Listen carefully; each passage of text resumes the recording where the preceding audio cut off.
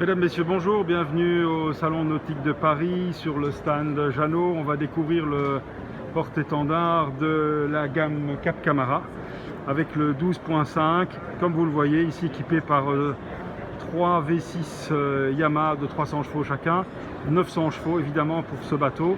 Ça veut dire que ça va pousser sérieusement, hein.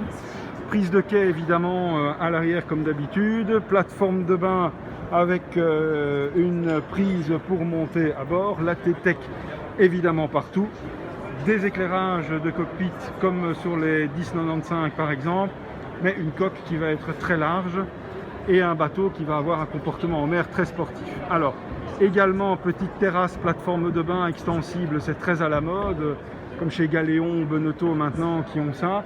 Beaucoup de bateaux s'y mettent, c'est bien sûr facile parce que ça permet avec les petites cordelières de sécuriser ou pas si on veut avoir un peu plus de place pour recevoir des invités ou aller tout simplement à la baignade en plongeant sans prendre de risque de taper un moteur ou d'être trop haut, que sais-je. La table de cockpit évidemment elle-même tout à fait modulable, un très vaste carré avec un cockpit décidément avec une configuration en L. Ça n'est pas un U comme sur la plupart des Mary Fisher, mais la banquette est tellement grande qu'on peut s'asseoir sans problème, qu'on peut même rajouter ici une petite chaise et là une autre chaise. La table a 2 pieds évidemment qui sont amovibles, on peut faire un bain de soleil, mais c'est beaucoup plus stable d'avoir 2 pieds que 1, bien entendu. Alors ce bateau est quand même vraiment aussi destiné au marché américain et concurrence un peu les Boston Whaler par exemple qu'on peut avoir dans ces mêmes dimensions, avec ces très grands espaces de convivialité arrière, avec cuisine, frigo, glacière et la structure de toile, le bimini évidemment rigide, qui est dans ce cas-ci évidemment un objet de luxe avec des finitions qui sont magnifiques, qui font que ce bateau est rutilant. Quand on passe à l'avant par les 2 petites marches qui sont là, on est toujours sur du tech. Et monsieur et moi, nous faisons des politesses mutuelles et on arrive alors sur cet espace de vie à l'avant. On va évidemment commencer par la partie avant avec la baie à mouillage, le tech qui donne cette dimension de luxe et puis cette très belle sellerie dans des tons vraiment lumineux.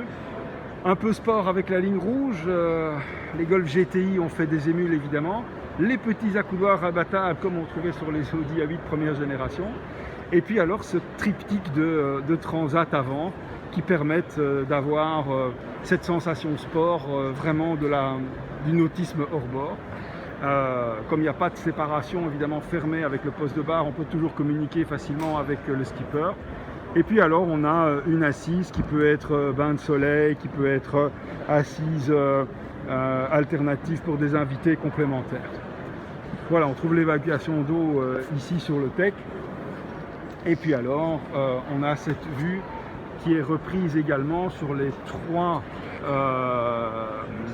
sièges bolster de la conduite. On va directement y arriver. Voilà. Donc ces sièges évidemment sont adaptables à une conduite debout ou assise. Ils ne sont pas de style baquet, mais comme ils ont les accoudoirs rabattables de tous côtés, on peut quand même être bien tenu évidemment. Le siège du pilote lui est plus technique et permet aussi d'avoir à la fois de la place pour bien circuler et aller éventuellement au mouillage directement sur les endroits nécessaires pour intervenir.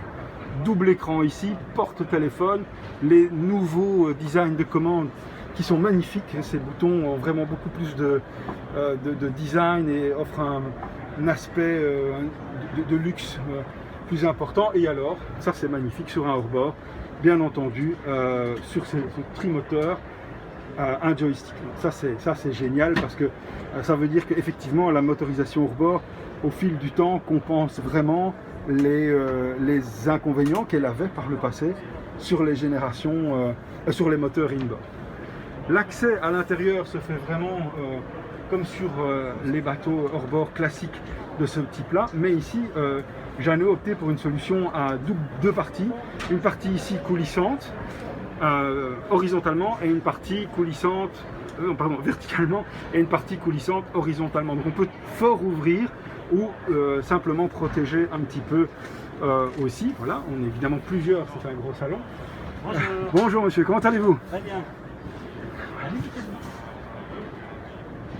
Et on va rentrer alors par un escalier de 4 marches dans la partie couverte. On arrive évidemment directement sur la cuisine avec le panneau technique ici. Des rangements à hauteur, à bonne hauteur, on est vraiment à hauteur de prise d'assiette, donc ça c'est très pratique ce genre de rangement. On va avoir également ici un bar pour les verres avec les supports adéquats. On a également ici, avec ces petites armoires à clipper, un bar pour les bouteilles cette fois-ci. Et si on l'ouvre complètement, on a le rangement à couvert. Donc on est vraiment dans un bateau qui a un niveau de finition beaucoup plus important que tout le reste de la gamme. Les grandes armoires évidemment en dessous. Et puis on passe par l'arrière dans cette double voire triple cabine. Soit on considère qu'il s'agit d'une cabine avec un lit double plus tous les rangements avec éventuellement un sofa qu'on peut alors transformer bien entendu en troisième couchage. Donc 3 couchages potentiels à l'intérieur. Ces petites finitions à lanière qui font carrément penser au NC ou aux anciens Velasco, donc ça c'est très chic, de belles appliques, de l'aération, des beaux éclairages LED indirects, de la possibilité pour mettre beaucoup de rangements sur le côté et des possibilités évidemment aussi ici pour une télévision. Alors, ce qui va être, je trouve, très cosy et très chic dans ce bateau, c'est lorsqu'on arrive là, cette décoration tissu inox à côté de la cuisine avec ces panneaux, à côté de la salle de bain, qui sont très jolis.